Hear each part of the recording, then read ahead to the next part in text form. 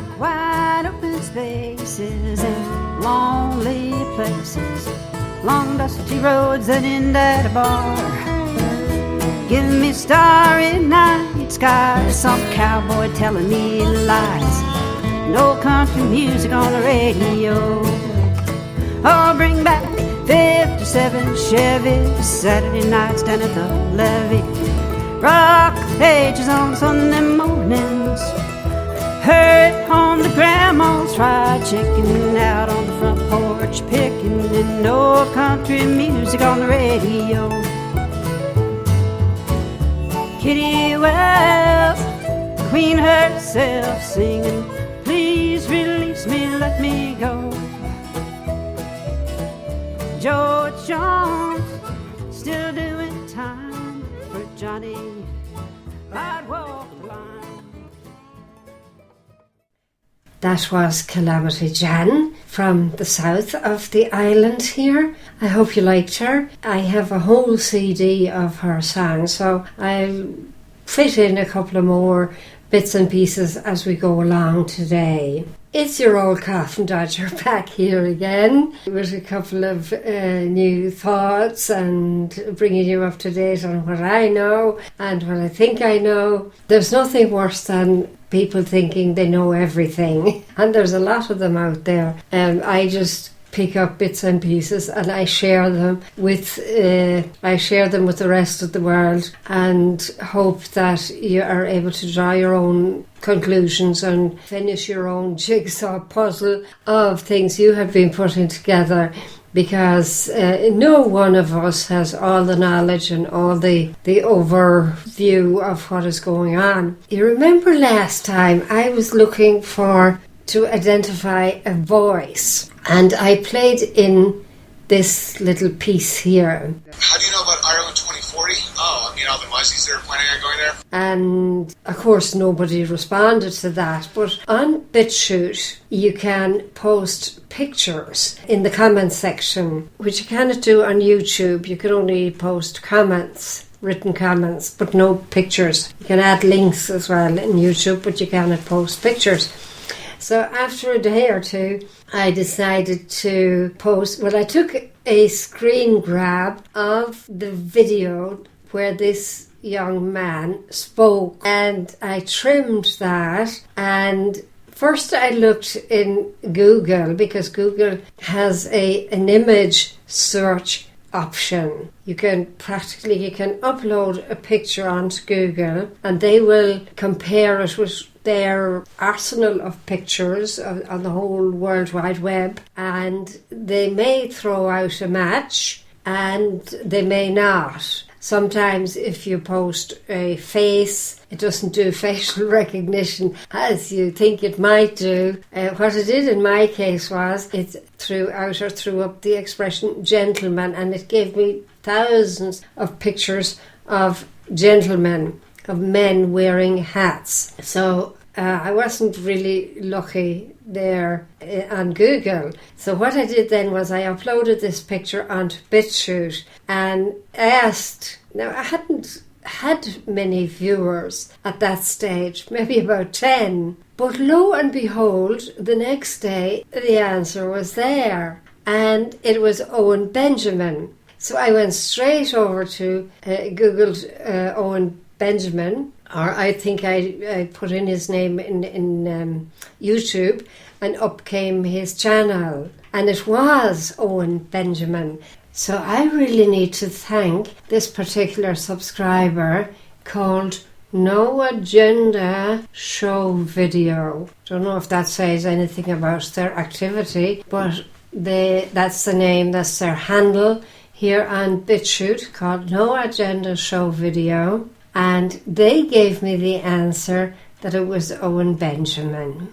So thank you very much for that. I don't know if anybody else doesn't know Owen Benjamin. Maybe I should have known him and recognised him, but I always have the excuse that I don't watch TV, and he's a comedian, he's an American sitcom type, and he featured, I don't know how prominently, but prominently enough, I guess, to earn him a reputation. He featured in a sitcom called Punk'd, where a lot of celebrities played themselves, and they appeared there and played themselves, and he was involved in some way in the cast and had a role there. So Owen has gone more critical, I think, since then, realised he was on a very superficial track in life for himself, and now he has found a niche, and he's a YouTuber, as you call him, or maybe citizens journalist, or whatever you call the likes of us, who are out there informing other people what is going on, what really could be happening, helping other people to take a second look. You don't have to agree with my theories, you don't have to agree with Owen Benjamin's theories, you don't have to agree with anybody's theories, but the thing is that these are perspectives. And as I mentioned once before, two people can be looking at the same thing side by side and they see the same thing differently. Firstly, physically, because they are looking at it physically from a different perspective. And secondly, because our opinions are formed through personal experience. All our accumulated experience goes into evaluating a new issue, a new topic, a new anything. When you look at it, this is new to you, and the only way you can judge it is by what you have accumulated on knowledge, on experience, on imagination up to now.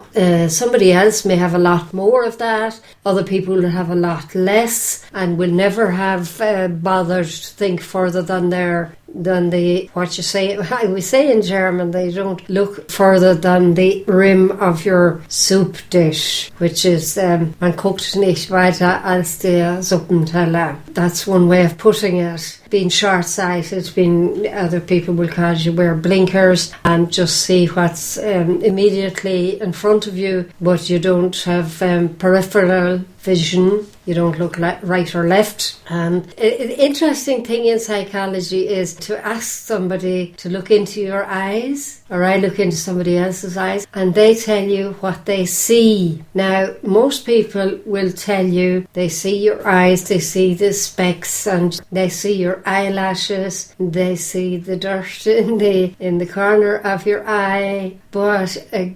well-trained observer will be able to describe your face. They will also be able to describe what is right and left of you, what's behind you, and if there's anything moving, they will see that as well. These are people who are used to observing, and they don't just observe the thing itself or the object itself or the subject themselves, but they take in everything that is surrounding that person. Some people have really good peripheral vision and can take in the whole scenario, right and left of them, while staring into the other person's eyes. So there's another perspective as well, and a different way of looking at things. And that's one of the things you learn in criminal psychology or in forensic psychology. You learn to see things other than what you are being told. You're looking at body language, you're looking at what is going around behind, beside, if there's a group of people, how they're engaging with one another. You take all that in as a facilitator or as an interviewer, and it's a totally different scenario altogether than how the ordinary Joe Soap, or Joanna Soap in my case, views things. So anyway, thanks to Owen Benjamin for that little exercise in investigative activity, and we're going to continue now. I was telling somebody the other day how I had completed a course in anthropology a few years ago, and the aspect of this particular course was identifying the dead. And those who know me know I'm very much into forensic science, and I've done loads and loads of courses in forensic psychology. But this particular course was a hands-on thing, and it was about identifying the dead, as I just said, and it described situations where an archaeologist maybe would hit upon a mass grave where bodies would be found somewhere decades later and need to be examined, and how to go about that, and the means at our disposal to identify the ethnicity of the body parts, to identify whether it's a man or a woman, to identify the age, even the colour of even down to the colour of the hair. You can identify that decades later. But I did it more or less because it's my passion. But I did wonder at the time why this particular course came up, because I was thinking we're in a time of peace. There's no real need to be thinking of identifying the dead in general. But then I thought, well, okay, it's to prepare people, to give people a glimpse into that area of work. So I enjoyed it very much. I particularly enjoyed the crime scenes in my living room, where I had it all mapped out, and I had bones and I had little flags, and I was taking pictures. I even had fake blood, and because you had to construe a scenario that of your own to demonstrate that you understood the material. That was great fun, and more or less forgot about it, except that I can use the knowledge that I gained. I can use that in everyday life as well, and in conversations. But as I said at the time, I was a little bit worried about this mass grave thing. And isn't it funny that this is now a topic of conversation when we mention certain diseases?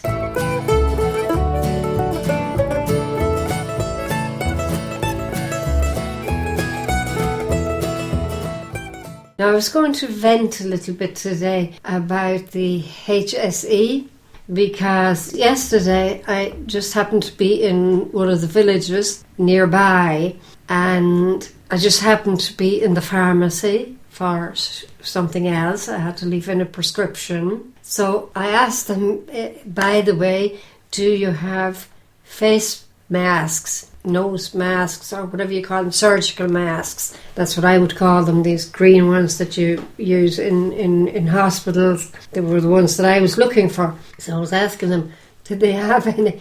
Oh no, they said, we don't have any. They are sold out, and we won't be getting any in again until a fortnight. So I'm going to have to wait a fortnight now to get a face mask. And here they are telling us they have everything in place and everything's organised, but they don't have these masks. And please don't suggest to me that I should go elsewhere and try the next village and then the next village, and traipse around the countryside looking for protection against the coronavirus, because I'm old, I'm a coffin dodger. I cannot do that.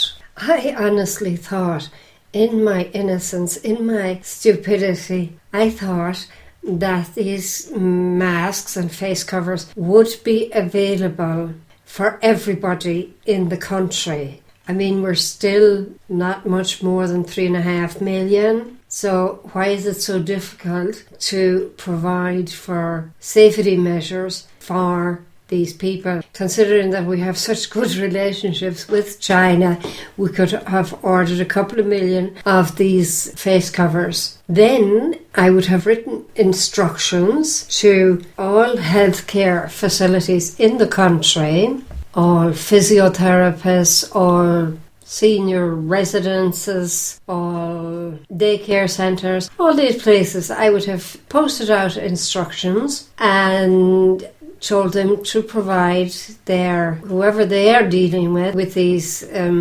protection, with this face protection. And of course, all pharmacies should have had instructions. If they were not able to think for themselves, then they should have had instructions from the HSE to have a surplus on these items. I mean, in every healthcare facility, policies and procedures should be at the top of the agenda in the day's work, because it spares an awful lot of explaining, it spares an awful lot of double and treble explaining, because there should be a file and a folder there that you can just grab into for the procedures to be implemented in certain situations.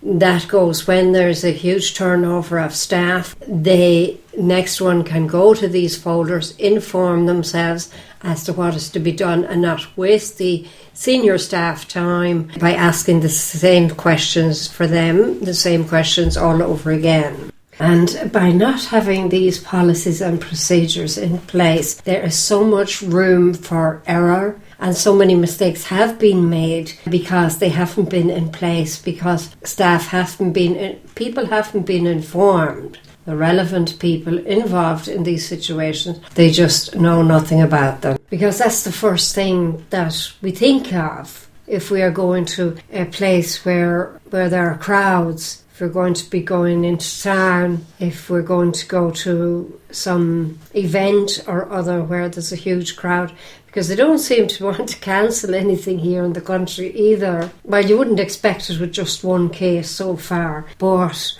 there's a possibility that I might like to provide for my own safety, that I might just not like to get any kind of a cold at this particular moment in time, because any kind of a cold could turn out to be a cold that somebody picked up from somebody who knew somebody who spent some time in Italy in recent times. So rather than risk that, I would have preferred to wear my own protection. But look at Simon Harris, he's more capable of providing condoms and free abortion pills and morning after pills to everybody in the country, one for everyone in the audience, rather than protect people from serious illness. Because that man, he's good for nothing. He's been a failure right from day one. He has got nothing going in this country. On the contrary, he's just brought the whole system down with him since he became health minister. You can't even call him health minister. Disease minister. I can't find a name nasty enough for him. But you know what I mean anyway. This is Simon Harris, and he's out there with his ratty little demeanour telling us how to behave, and he's not able to provide the most basic of protection for the Irish citizens. Oh yes, and while I'm talking about citizenship, I will mention that I read that these viruses can now be manipulated to target certain ethnicities. But I thought anyway I'd look into to the official version of what the government can do for us and what they have planned. And just typed in something into Google, and what came up was that this COVID-19 is now a notifiable disease under regulations signed by Minister for Health, the unspeakable Simon Harris. This means, for example, a doctor has the power to detain a probable case of infection when a person refuses to comply with infection prevention and control protocols. That's an interesting one. Much of this power stems from gathered powers of stop, question and search under the offences against the state legislation, road traffic legislation and public order legislation, all of which confer very broad powers on Gardaí, says Professor Dermot Walsh of the University of Kent Law School. So there you have it. All of a sudden, a disease, a sickness, becomes an offence against the state on the same level as a terrorist. The foot and mouth scare some years ago was a good example of Garda regulating traffic movement to protect against the threat. However, Professor Walsh believes the threat posed by the coronavirus represents a wholly novel situation for which there is no bespoke legislation in place. Given that a government imposed lockdown on the movement of people in or out of a town, or prohibition on mass gatherings such as a concert or sports fixtures, would constitute a serious encroachment on the constitutionally protected fundamental rights of the individual, I would expect the government would seek to secure the enactment of emergency legislation, giving it the powers to take such measures. Such legislation would benefit from the protections against constitutional review in the courts if adopted pursuant to a constitutionally declared emergency, he says. Okay, so a constitutionally declared emergency. That really sounds quite simple and not at all threatening. But in other countries, especially in America, constitutionally declared emergencies is known as martial law. And martial law cancels out the individual rights of the citizens of that country as long as it is in place. And the law enforcement has every right to intimidate you, to go into your home, to search your home, to do anything they like. In America, the weapons could be confiscated, for example. They can take you off the streets and put you in another town if they feel like it. That's what martial law is about. Martial law also has the advantage or the disadvantage that the president who is in place when martial law is called out remains in place. There are no new elections after that. So he would become actually a dictator. He would become the sole leader of the country from that moment onward. So it's not quite as simple as we think it is. And I still believe that this virus, first of all, it's a fear virus. It's a virus that, or fear, which has paralysed most of us for a good while now, for almost 2 months now. And secondly, it has the side effect that laws can be changed under these fears of a virus that probably is no worse and no more dangerous than any other influenza case that we have encountered so far. You may think I'm paranoid, but I do look at a lot of events that are going on through the lens of the New World Order and with the Zoom function and how to achieve world domination without the citizens even noticing what is really going on. In a nutshell, it all boils down now to the fact that there is the possibility that your doctor can tell you to stay put, and if you don't, he can call the Gardaí. That is more or less what it's like in Ireland. Maybe somebody else in law enforcement might know more on this topic. In contrast to Ireland, I see that Australia has some very rigid rules in place. It says here, new law allows forced vaccines or jail to prevent suspected disease. Individuals suspected of having a serious contagious disease could face 5 years in prison if they defy orders to stay at home, including forced vaccinations, quarantine or jail, according to new legislation passed into Australian law. The Biosecurity Bill 2014 cleared Parliament yesterday and is aimed at preventing the spread of disease such as Ebola in human population and agriculture, despite having no confirmed cases of the outbreak in Australia. And the background to that is that the government expects the human control order to be seldom used, but believes they are important to manage serious communicable diseases, especially in light of the recent Ebola epidemic. Where did I hear that soundbite before?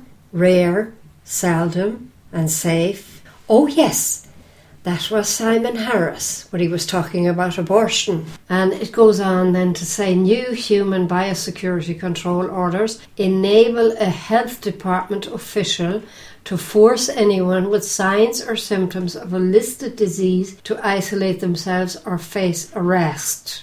The Director of Human Biosecurity can also order someone to be vaccinated or treated. The legislation allows biosecurity officers to conduct searches without warrants in emergencies related to pests or disease. And it goes on to list some more things that are related to these new laws in Australia. These people, this country, has gone a lot further than Ireland. Ireland is still kind of tapping in the dark, it seems. Of course, we have no government at the moment. They are much too busy squabbling among themselves and trying to retain the status quo of having the same two parties in power again for another 4 years. But look at it. Maybe this is all part of the plan. I mean, in the first video I did about the rats and bats and stuff, I did speak of the election and how I had connected some dots to a famine. I mean, we have this situation unfolding now that I spoke about back there some weeks ago. So the HSE itself on its website is advising if you've been in an affected area or in contact with a confirmed case, what you have to do is look on the website. I always find that very disturbing when I listen to the radio and they tell you, oh, go to our website and have a look there. I mean, the vast majority of us listening to radio during the day do not have a computer. We're not computer literate. We don't own computers. We cannot navigate websites, but they just glibly tell us go and look at our website and you'll find all the information there. That really annoys me too. So if you've been to China, Hong Kong, Singapore, South Korea, Iran, Japan and the following regions in Italy, Lombardy, Veneto, Emilia, Romagna or Piedmont. If you've been to these places, you should call 112 or 999, but do not go to your GP. Ring your GP, and if it's out of hours time, ring the doctor and call. So, and it also says if you have been to one of the places listed above and you're not feeling well, check if you have symptoms of coronavirus. These are fever, which is high temperature. High temperature begins like 36.8, I would say. Cough or difficulty breathing. If you do have symptoms of coronavirus, phone your GP or local emergency department without delay. So you're self-diagnosing as well. I mean, you could be just out of breath and be hot and bothered and take your temperature and it's like 36.9. That's a high temperature. And you're coughing and wheezing because you've got COPD. You've had that anyway for a couple of years and now it's just because of the fog. It's a little bit worse. And these then are similar to the coronavirus symptoms. And to be quite honest, I do resent that expression, self-isolate. Everybody's talking about self-isolation now, as if they were experts. And you know what it reminds me of? Self-annihilate would be more like it. You know, just do something, just disappear, just die, get off. We don't want you. You're contaminated. Keep away from us. That's the kind of an impression and the kind of a message I get from that word. North Korea is at least honest about it. They execute people now, I hear, just for having been diagnosed as positive. So away they go, bang, bang, gone. Tell them about your symptoms. Give them the details about your situation. Avoid contact with all other people by self-isolating. And quite frightening as well is that you're advised here to stay at home or in your hotel, in a room, on your own, with a phone. Okay, stay at home That's okay, I can understand that, and I can understand the rest about the hotel room. So I'm to stay at home in a room on my own with a phone. Do not go to work, school, religious services or public areas. Do not use public transport or taxis. Avoid having visitors to your home. It is important to keep away from older people, those with long-term medical conditions, or pregnant women. And I just mentioned the religious services there, to keep away from religious services. Doesn't that just sound exactly like a contrived event as well, to change the whole system of religion and how we practice our religion? Because I heard the last few days now that people going to Mass in the Catholic Church are not allowed anymore to go up for communion in the mouth, and they are used to that and they don't want to change it. They feel uncomfortable taking the host in their hands, but that is now what the government and the church has ordered. This is like communist China again, where the government is giving the orders to the official church, quote unquote. And I read there not so long ago that there are efforts being undertaken to discontinue the communion on the tongue anyway, that the Pope is trying to change that. And I don't know whether it's been changed in certain places experimentally, but that is the objective anyway. So, you know, these two tie in together as well. The New World Order, the New World Religion, and the abolition of old customs and things that people hang on to within their religion. In that context, I would just like to point out that one of the Pope's chief advisors, who is nearly always at his side, who is at every major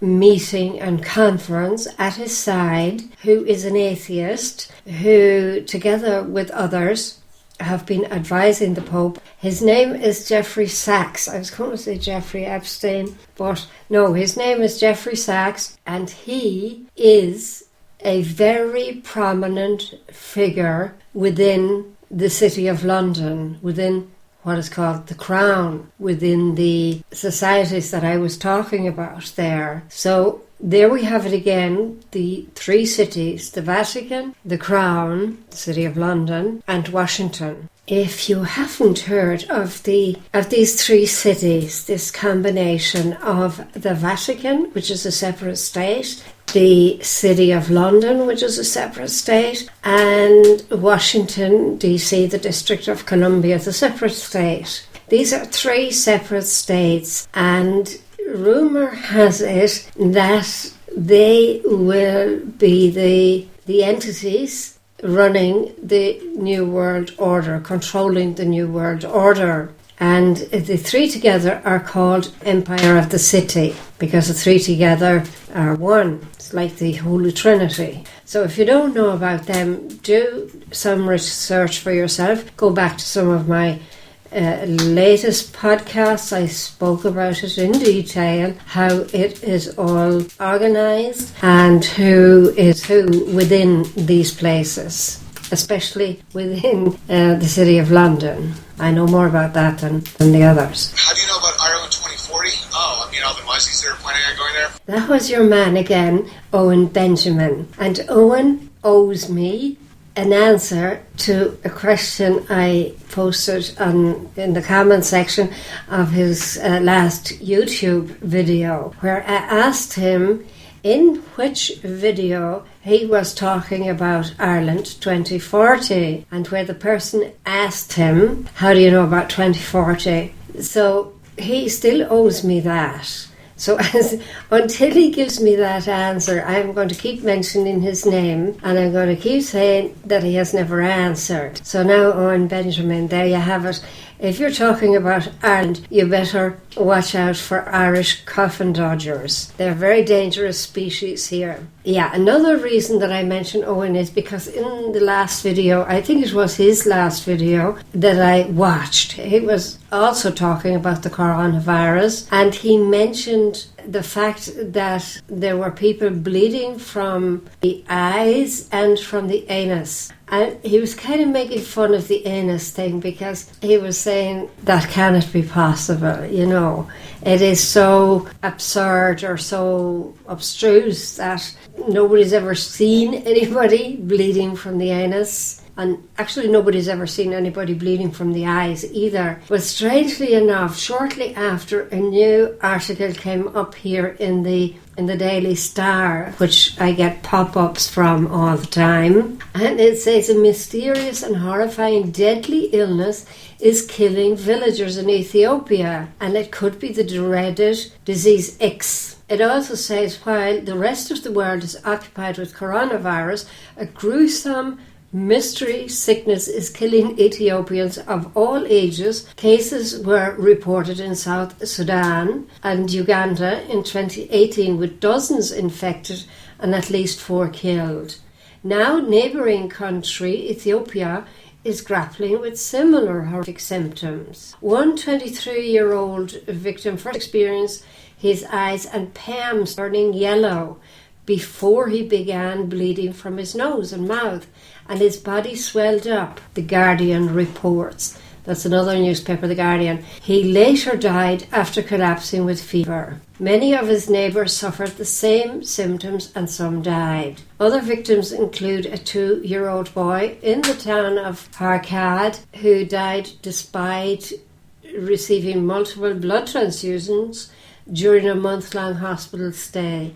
He too had yellow eyes and palms, swelling and a fever. People who report the horrific symptoms are often treated for a short time in hospital before being discharged and told nothing more can be done. The disease is spreading through villages near a Chinese natural gas project in the Somali region, and some locals believe hazardous chemical waste has poisoned the water supply. However, of course, government officials have denied these allegations. What else would they do? Saying there have been no reports of spillages. We can emphatically state that all the gas wells at Caleb and elsewhere in the Ogaden Basin are sealed, safe and secured, according to international standards. Quetzala Tadasi told The Guardian, this guy's name I guess. There have been at least 2,000 deaths from the mystery illness since 2014. So whilst we're not hearing too much about bleeding from the eyes and the anus, in the coronavirus case, we do hear about it here. I see one picture of it in this particular article. It's called Crimean Congo hemorrhage fever. Leaves people bleeding from their eyes, mouth and anus. And when we are talking about skin turning yellow and the palms turning yellow, that to me would indicate a liver disease, a liver infection or a liver that is affected in some way and has ceased its function, which means that the toxins are not being transported out of the body and they discolour the sclera, which is the eyes, and they also discolour the skin kind of yellowish. Like a long time ago they used to call it jaundice. That person is looking very jaundiced. So that might explain what is happening, that there's a whole breakdown in the metabolism in the system and the organs shut down through these chemicals that are being released from Chinese chemical gas plants. And of course there's a Chinese connection again, but it is very mysterious, and it's quite worrying of course as well that indeed might spread in some way. And point that out to Owen Benjamin, who was speaking about the coronavirus and the bleeding from the eyes and the anus, maybe to look closer at this phenomenon in Ethiopia. It is common knowledge, though, in the medical profession that the last stages of liver cirrhosis have the very same symptoms. You bleed, some people bleed from all the orifices. They bleed from the ears, from the eyes, from the anus, and from the nose. So it could well be some kind of a disease that causes liver cirrhosis, and they just haven't copped onto it yet there in Ethiopia. In October 2019, the WHO warned an outbreak of disease X was on the horizon. Well, they saw it coming, didn't they? It is not a case of if, but when. The Coalition of Epidemic Preparedness Innovations CEO Richard Hatchett said, "We need to be prepared.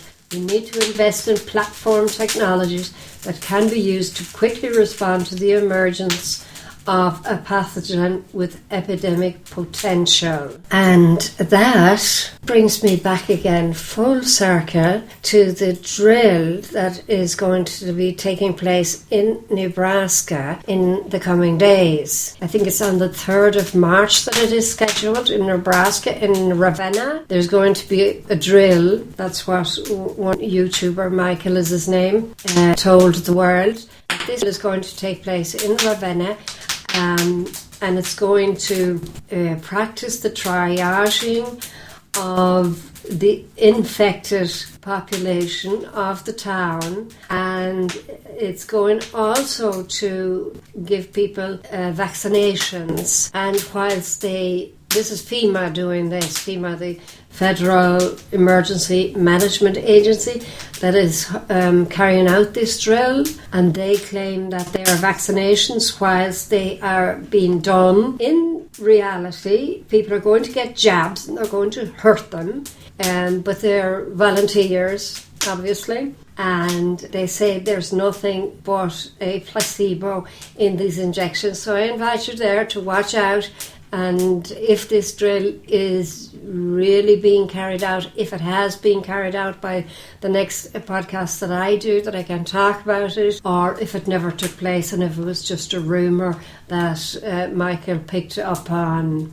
It would be interesting to see what happened there, because nobody else is talking about it, and I don't know where he gets his information. He might get them directly from a FEMA member or employee, so do look out for that as well. I'm going to love you and leave you now and finish off with another song by Calamity Jan. All I ask of you is that you look after yourselves and look out for one another. I shall be back soon again if I manage to dodge the coffin long enough. Bye bye for now.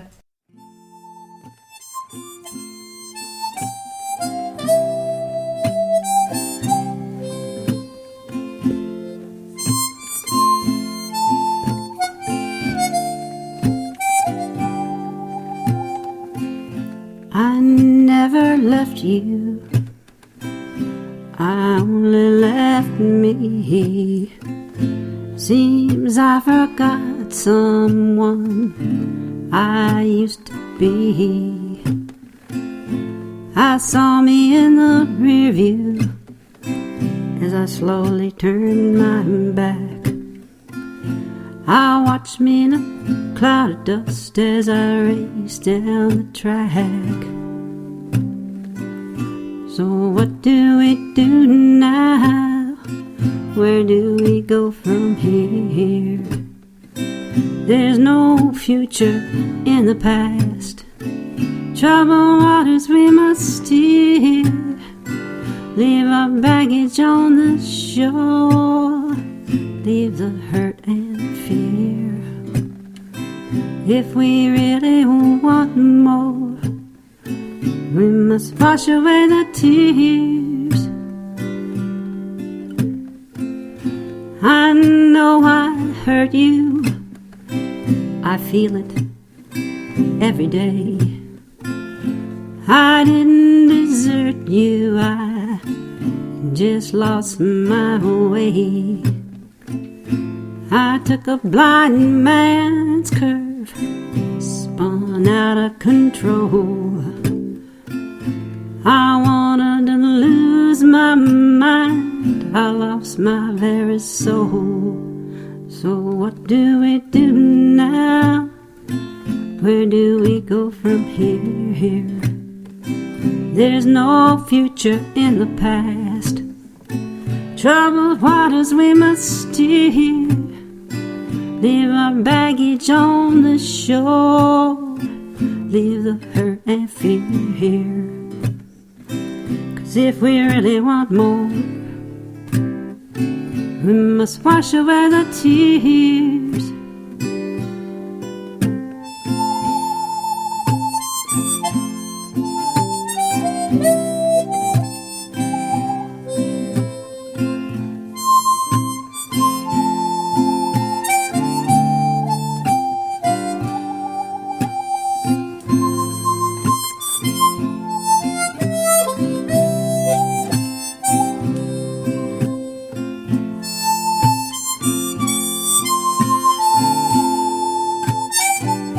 So what do we do now? Where do we go from here? There's no future in the past. Troubled waters we must steer. Leave our baggage on the shore. Leave the hurt and fear. If we really want more, we must wash away the tears. I can't convince you, I'll simply say this much is so true, I'll love you to my dying day. A raging fire swept me away. My heart's desire is you ask me to stay. So what do we do now? Where do we go from here? There's no future in the past. Troubled waters we must steer. Leave our baggage on the shore. Leave the hurt and fear. 'Cause if we really want more, we must wash away the tears. So what do we do now? Where do we go from here?